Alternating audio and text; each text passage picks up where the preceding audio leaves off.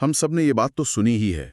अरे उसमें तो गजब का टैलेंट है, वो तो कामयाब होगा ही। हाँ बिल्कुल, ये तो बहुत आम बात है। तो सफलता और टैलेंट का ये जो सीधा कनेक्शन हम मानकर चलते हैं, आज हमारे हाथ जो स्रोत लगे हैं वो इस पूरी धारणा पर ही एक बड़ा सवाल खड़ा कर देते हैं। ये एंजेला डगवर्थ की किताब ग्रिट का एक गहरा विश्लेषण है और आज हम मिलकर ये समझने की कोशिश करेंगे कि असाधारण सफलता के पीछे का असली राज क्या है। तो चलिए इस गुत्थी को सुलझाते हैं। और यहाँ सबसे दिलचस्प बात यही है कि ये स्रोत कहते हैं कि हम टैलेंट को जरूरत से ज्यादा भाव देते हैं। जरूरत से ज्यादा? हाँ, ये एक नए विचार को हमारे सामने रखते हैं जिसे ग्रिट कहा गया है।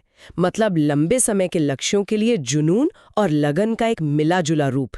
ये सिर्फ एक नया शब्द नहीं है, ये तो सफलता को देखने का हमारा पूरा चश्मा ही बदल देता है। बिल्कुल। तो ये ग्रिट आखिर है क्या चीज? क्योंकि लगन या मेहनत जैसे शब्द तो हम हमेशा से सुनते आए हैं, इसमें मतलब नया क्या है? ये सिर्फ मेहनत नहीं है, बल्कि सही दिशा में लंबे समय तक की जाने वाली मेहनत है। स्रोत के मुताबिक ग्रिट का मतलब है एक मैराथन दौड़ना, 100 मीटर की स्प्रिंट नहीं। अच्छा। इसका मतलब है असफलता के बाद भी धूल झाड़कर दोबारा खड़े होना, और सबसे जरूरी रोज की उस उबाऊ लगने वाली प्रैक्टिस को गले लगाना, जिससे ज्यादातर लोग भागते हैं। किताब में एक बहुत मजबूत लाइन है कि टैलेंट के बिना ग्रिट फिर भी कुछ हासिल कर सकती है, पर ग्रिट के बिना टैलेंट वो सिर्फ एक अधूरी क्षमता है। ये बात तो सोचने वाली है, क्योंकि हमारे समाज में तो टैलेंट को ही पूजा जाता है। बॉर्न जीनियस या नेचुरल टैलेंट जैसे शब्द हम बहुत इस्तेमाल करते हैं। सही बात है। लेकिन ये विश्लेषण कह रहा है कि असली खिलाड़ी टैलेंट नहीं, ग्रिट है। इसी बात को समझाने के लिए एंजेला डकवर्थ एक ग्रिट इक्वेशन देती हैं, जो बहुत कमाल का है। स्रोत इसे 2 हिस्सों में समझाता है। पहला हिस्सा है, टैलेंट को जब आप एफर्ट यानी कोशिश से गुणा करते हैं तो वो स्किल या कौशल में बदलता है। ठीक है, ये तो समझ आता है। जैसे किसी की आवाज अच्छी हो सकती है, पर रियाज के बिना वो गायक नहीं बन सकता। बिल्कुल। लेकिन ये समीकरण यहीं खत्म नहीं होता है ना? नहीं, और असली खेल दूसरे हिस्से में है। वो है स्किल को जब आप फिर से एफर्ट से गुणा करते हैं तब मिलती है अचीवमेंट यानी उपलब्धि। अच्छा। अब यहाँ गौर कीजिए, एफर्ट यानी कोशिश का इस्तेमाल 2 बार हुआ है। हाँ, 2 बार। पहली बार उसने आपके टैलेंट को स्किल में बदला, और दूसरी बार उसने आपके स्किल को दुनिया के सामने एक उपलब्धि के रूप में पेश किया। इस समीकरण में कोशिश का महत्व टैलेंट से दुगना है। वाह, मतलब कोशिश का डबल रोल है। ये सुनने में तो बहुत क्रांतिकारी लगता है, लेकिन यहाँ एक सवाल उठता है। पूछिए। क्या हम टैलेंट के महत्व को कुछ ज्यादा ही कम नहीं आंकड़े? क्या एक स्वाभाविक रूप से प्रतिभाशाली व्यक्ति की थोड़ी सी कोशिश एक कम प्रतिभाशाली व्यक्ति की बहुत सारी कोशिश पर भारी नहीं पड़ सकती? मिल जाए, लेकिन बिना कोशिश के वो टैलेंट सिर्फ एक रुकी हुई गाड़ी की तरह है जिसमें पेट्रोल नहीं है। वहीं कम टैलेंट वाला इंसान अगर कोशिश का पेट्रोल लगातार डालता रहे तो वो मीलों आगे निकल जाएगा। मतलब कोशिश वो इंजन है जो गाड़ी को चलाता है, टैलेंट सिर्फ गाड़ी का मॉडल तय करता है। एकदम सही। ये समीकरण तो साफ साफ दिखाता है कि मेहनत ही असली खिलाड़ी है, पर सिर्फ दिन रात मेहनत करते रहना तो एक मशीन जैसा लगता है। कोई इंसान इतने लंबे समय तक सालों साल एक ही चीज के पीछे कैसे लगा रह सकता है? इस ग्रिट का वो भावनात्मक पहलू क्या है? आपने बिल्कुल सही नब्ज पकड़ी है। वो कौन सी चीज है जो उसे रोज सुबह उठकर उसी काम में जुटने की ताकत देती है? ग्रिट सिर्फ अंधी मेहनत नहीं है। स्रोत के मुताबिक ये 4 मनोवैज्ञानिक स्तंभों पर टिकी है जो इसे मजबूती देते हैं। और पहला स्तंभ है इंटरेस्ट, यानी अपने काम से दिल का कनेक्शन। इंटरेस्ट यानी रुचि। पर पैशन या इंटरेस्ट को लेकर एक बहुत बड़ी गलतफहमी है कि ये किसी दिन बिजली की तरह हम पर गिरेगा और कि एक दिन अचानक से मिल जाएगा और हमें हमारा मकसद मिल जाएगा। क्या स्रोत इस बारे में कुछ कहता है? हाँ, और वो इसी गलतफहमी को तोड़ता है। स्रोत कहता है कि इंटरेस्ट एक दिन में नहीं मिलता, ये एक खोज है, एक धीमी प्रक्रिया। आपको अलग अलग चीजें ट्राई करनी पड़ती हैं, उनके साथ वक्त बिताना पड़ता है। ये तो वैसा ही है जैसे कोई नया शहर घूमने निकले हो। पहली बार में तो सब कुछ नया और अच्छा लगता है, पर धीरे धीरे पता चलता है कि कौन सी गली, कौन सा कैफे आपको सच में पसंद है, जहां आप बार बार जाना चाहेंगे। पैशन भी शायद ऐसी ही एक खोज है। मतलब इंटरेस्ट वो चिंगारी है, लेकिन सिर्फ चिंगारी से तो काम नहीं चलता। आग को जलाए रखने के लिए लकड़ियों की जरूरत होती है। बिल्कुल, और वो लकड़ियां हैं दूसरा स्तंभ, प्रैक्टिस, यानी रोज का अनुशासित और सोउद्देश्य प्रयास। सोउद्देश्य? हाँ, सोउद्देश्य शब्द बहुत जरूरी है। इसका मतलब सिर्फ घंटों तक एक ही काम को दोहराना नहीं है, बल्कि अपनी कमजोरियों को पहचान कर उन्हें सुधारने के लिए मेहनत करना है। मुझे अपना वो दौर याद आ गया जब मैंने गिटार सीखना शुरू किया था। पहले कुछ दिन तो बड़ा मजा आया, नए नए गाने सीखने की कोशिश करना, पर फिर वही उबाऊ कॉर्ड्स को घंटों घिसना, उंगलियों में दर्द, सच कहूं तो मैंने छोड़ दिया। और यही वो पड़ाव है जहां ज्यादातर लोग रुक जाते हैं। शायद मुझमें ग्रिट की उस बोरिंग प्रैक्टिस वाले हिस्से की कमी थी। सोचिए किसी सितार वादक के बारे में।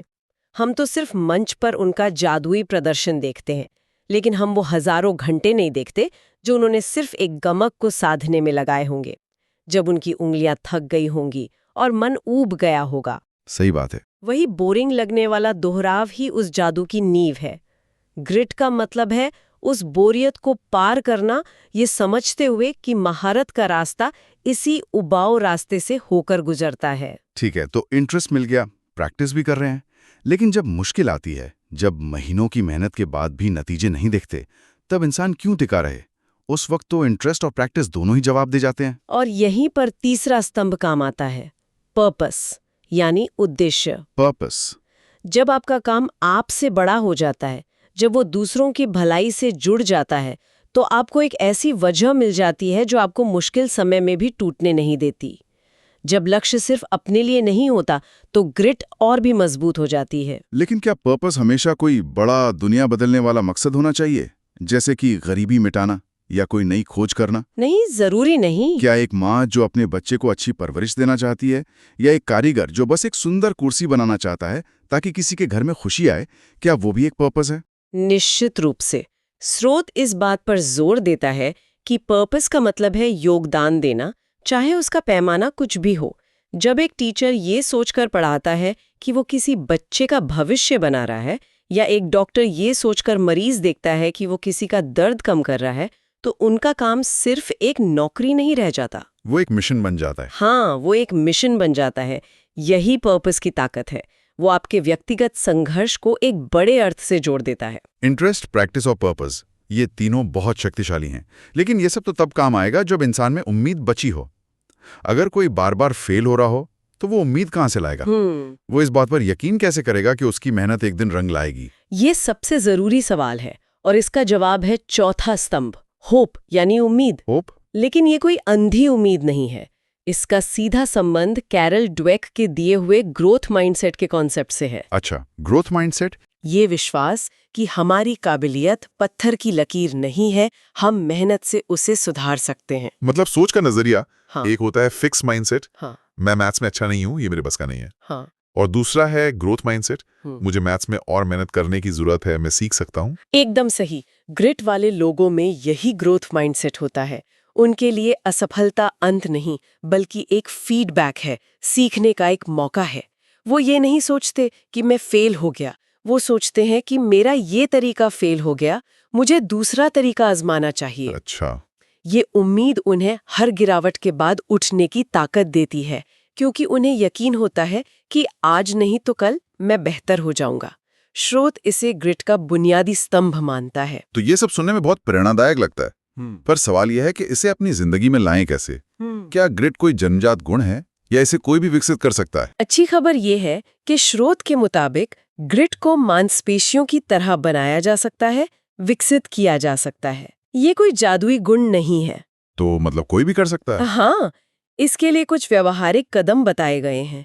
ये बड़े बड़े बदलावों के बारे में नहीं है, बल्कि छोटी छोटी आदतों को अपनी जिंदगी में शामिल करने के बारे में है। तो वो कदम क्या है? अगर कोई आज से ही ग्रिट पर काम करना चाहे, तो उसे कहाँ से शुरू करना चाहिए? पहला कदम है अपने रुचि को खोजिए और उसे गहरा कीजिए। जैसा हमने पहले बात की, अलग अलग चीजें ट्राई कीजिए। जब कुछ दिलचस्प लगे तो उसके बारे में और जानिए, जिज्ञासा दिखाइए। दूसरा, रोज प्रैक्टिस करने की आदत डालिए। यहाँ 5 मिनट्स रूल बहुत काम आ सकता है। अगर किसी काम को करने का मन नहीं है, तो खुद से कहिए कि मैं बस 5 मिनट के लिए करूंगा। अक्सर वो 5 मिनट आपको काम में डुबा देते हैं। और शायद तीसरा कदम वही है, उबाऊ लगने वाली प्रैक्टिस को स्वीकार करना, उसे सजा की तरह नहीं, बल्कि स्किल बनाने की प्रक्रिया के तौर पर देखना। बिल्कुल। और फिर अपने लिए ऐसी चुनौती चुनना जो हमें थोड़ा स्ट्रेच करे, है ना? हाँ, बिल्कुल। उसे कहते हैं डिलिब्रेट प्रैक्टिस। हमेशा वो काम मत कीजिए जो आपको पहले से आता है। जानबूझकर ऐसे काम चुनिए जो आपके कंफर्ट जोन से थोड़ा बाहर हो। जहां थोड़ी ज्यादा मेहनत करनी पड़े। हाँ, वहीं पर असली ग्रोथ होती है। और आखिरी और सबसे जरूरी कदम है सक्रिय रूप से ग्रोथ माइंडसेट बनाए रखना। जब भी कोई गलती हो तो खुद को कोसने के बजाय खुद से पूछिए, इस गलती से मैंने क्या सीखा। अपनी भाषा बदलिए। मैं ये नहीं कर सकता की जगह कहिए, मैं ये अभी नहीं कर सकता। एग्जैक्टली। और स्रोत में एक बात पर बहुत जोर दिया गया है, कंसिस्टेंसी मोटिवेशन से ज्यादा जरूरी है। मुझे लगता है ये आज के दौर की सबसे बड़ी समस्याओं में से एक है। सही बात है। हम सब मोटिवेशन के पीछे भागते हैं, वीडियो देखते हैं, कोट्स पढ़ते हैं, उसे एक परफेक्ट दिन का इंतजार करते हैं जब काम करने का फील आएगा, लेकिन वो दिन कभी नहीं आता। सही बात। और ग्रिट वाले लोग ये समझते हैं मोटिवेशन एक भावना है जो आती जाती रहती है, लेकिन कंसिस्टेंसी एक सिस्टम है, एक आदत। वो भावनाओं पर नहीं, सिस्टम पर भरोसा करते हैं। उनका सिस्टम कहता है कि चाहे मन हो या न हो, चाहे नतीजे दिखें या न दिखें, काम तो रोज होगा। जब कोई काम आदत बन जाता है तो उसे करने के लिए रोज रोज मोटिवेशन की जरूरत नहीं पड़ती। वो अपने आप होता है, जैसे रोज सुबह ब्रश करना। बिल्कुल। तो इस पूरी चर्चा का सार क्या है? अगर हमें इस विश्लेषण को एक लाइन में समेटना हो तो वो क्या होगा? सार ये है कि सफलता कोई रातों रात होने वाला चमत्कार या किस्मत का खेल नहीं है। ये एक फॉर्मूला है। छोटी छोटी रोज की कोशिशें जब लंबे समय तक एक ही दिशा में की जाती हैं तो असाधारण नतीजे देती हैं। स्रोत की अंतिम सलाह बहुत शक्तिशाली है। टैलेंट की टेंशन मत लो, ग्रिट बनाओ। जब आप कहती हैं कि ग्रिट बनाओ, तो इसका मतलब है कि सफलता कुछ चुने हुए लोगों की जागीर नहीं है। यह हर उस इंसान के लिए मुमकिन है जो लगातार मेहनत करने को तैयार है। बिल्कुल। अगर हम इसे बड़े परिप्रेक्ष्य से जोड़कर देखें तो ग्रिट का ये विचार जन्मजात क्षमता के बारे में हमारी सांस्कृतिक धारणा को चुनौती देता है। सही है। यह सफलता को एक तरह से लोकतांत्रिक बनाता है। ये विचार सफलता को कुछ चुनिंदा किस्मत वाले या गॉड गिफ्टेड लोगों के दायरे से बाहर निकालकर आम इंसान की पहुंच में ले आता है। यह कहता है कि आपका बैकग्राउंड या आपकी जन्मजात क्षमताएं आपकी मंजिल तय नहीं करती, बल्कि आपकी लगन और आपकी मेहनत करती हैं। हाँ, ये एक बहुत ही सशक्त करने वाला विचार है। ये हर किसी को एक मौका देता है, एक उम्मीद देता है कि वो भी कुछ बड़ा हासिल कर सकते हैं। हाँ, और ये हमें विचार करने के लिए एक अंतिम सवाल के साथ छोड़ देता है। क्या? अगर ग्रिट को सीखा और विकसित किया जा सकता है तो ऐसा कौन सा दीर्घकालिक लक्ष्य है जिसे पहले टैलेंट की कमी के कारण पहुंच से बाहर माना जाता था, लेकिन अब इस नई समझ के साथ संभव लग सकता है?